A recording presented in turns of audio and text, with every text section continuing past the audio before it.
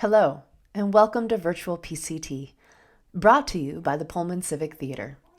In times like these, when you may be cooped up in your homes, isolated from others, stories provide our only escape from the monotony. That's where we come in. We start our story.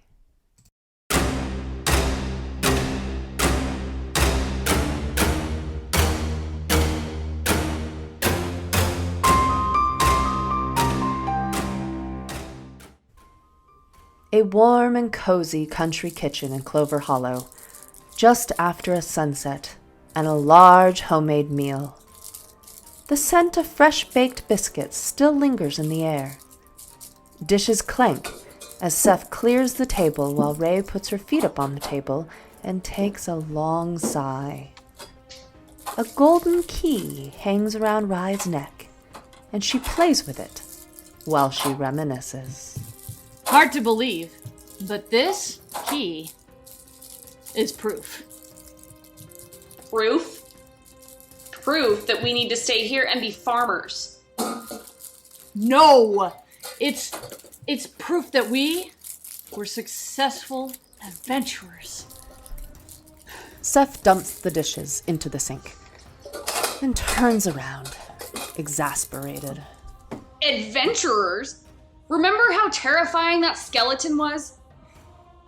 Yeah, but then you stepped in with the sword and whoosh! More like woof. That sword is heavy.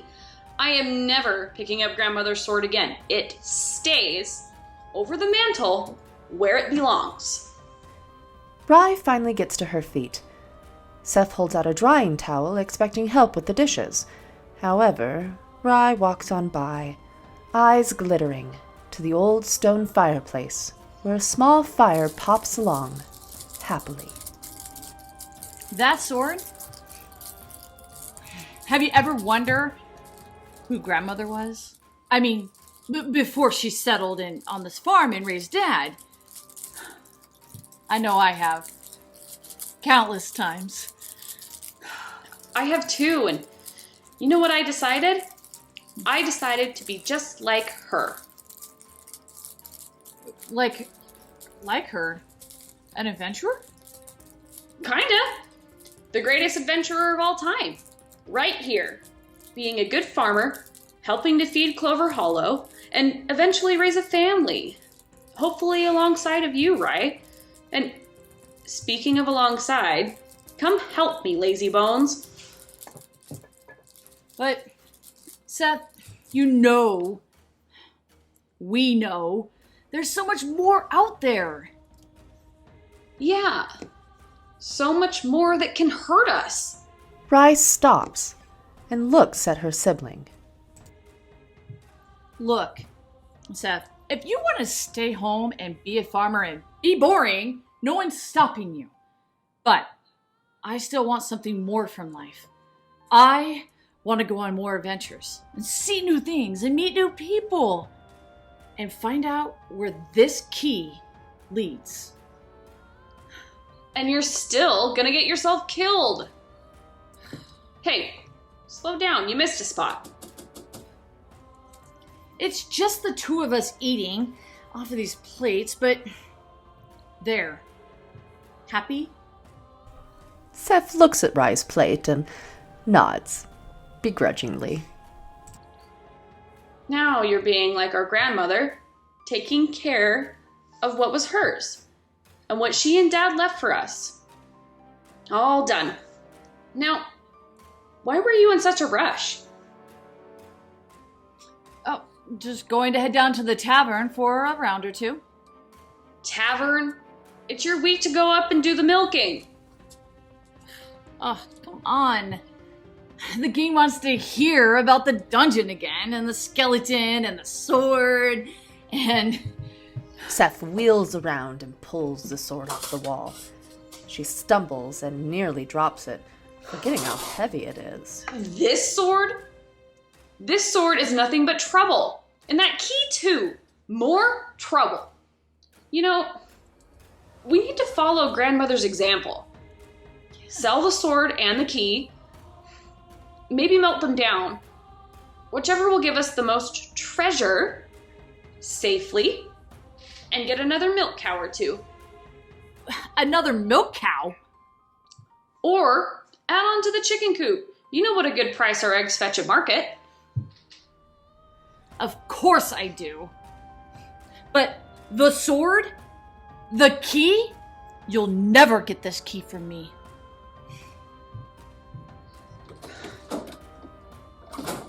Rye storms out of the cottage. Seth sighs and looks at the sword resting heavily against her leg. She shrugs, and then with a bit of struggle, puts it back in place over the mantel. She is so focused on it that she doesn't hear the soft sound the black leather-clad feet make behind her.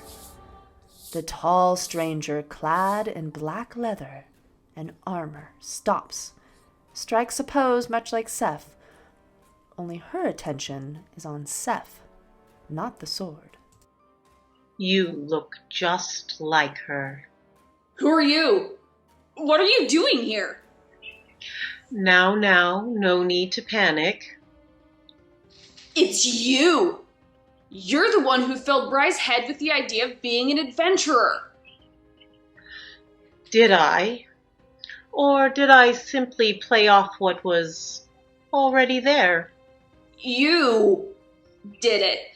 And now she won't stay home. She can't. Just like her grandmother. Just like me. Back to my first question. Who are you? Oh, Seth. Level-headed, practical Seth. Just like your father. You keep talking like you know my family.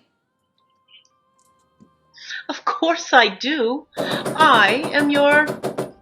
They are interrupted by a sharp rap at the door, which is then flung open and a breathless messenger stumbles in and falls to the floor, raises a hand about to speak, and then collapses again. Quint! What is it? Quint!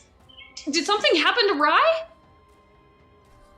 Quint raises their head, and as they're about to speak, there's a swish, a twang, as a knife lands in their back. No! Rye rushes to the door. However, she is quickly stopped by Ebb, who takes a slower approach to the door and takes a careful look around. Whoever threw the knife, besides being a great aim, is also no longer around. Do you know this, Quint? Everyone around Clover Hollow knows Quint. Sweeps up down at the tavern and generally is willing to help anyone, anytime they need. Gave us a hand last year to help dig up our bumper crop of potatoes. Such a good person, such a giving heart. Did not deserve to die this way. This is Clover Hollow. Bad things don't happen here like they do in caves and dungeons. Ebb reaches down and rolls Quint over. As she does so, something tumbles from the body with a reverberating ring.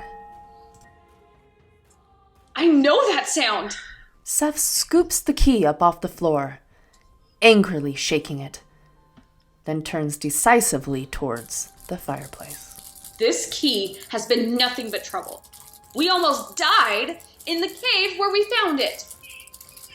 I joked earlier about possibly melting it down.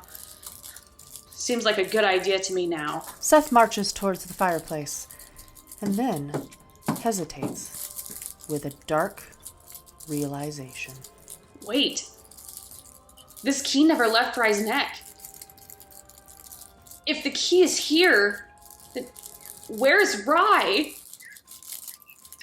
I think the answer lies in your hand, Seth.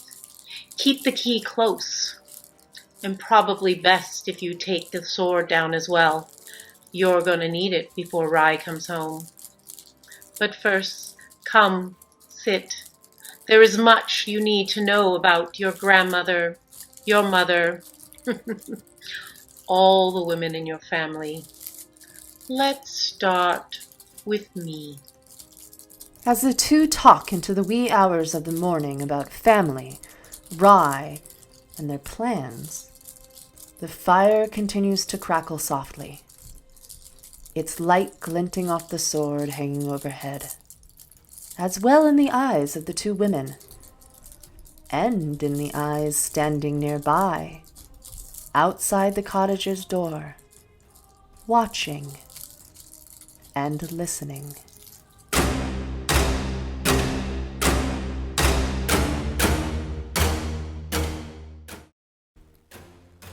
The story you have just heard was The Adventurers, Part 2, by Mike Long, featuring KRISTIN Lincoln as the narrator, Holly O'Connor as Rye, LACEN Workman as Seth,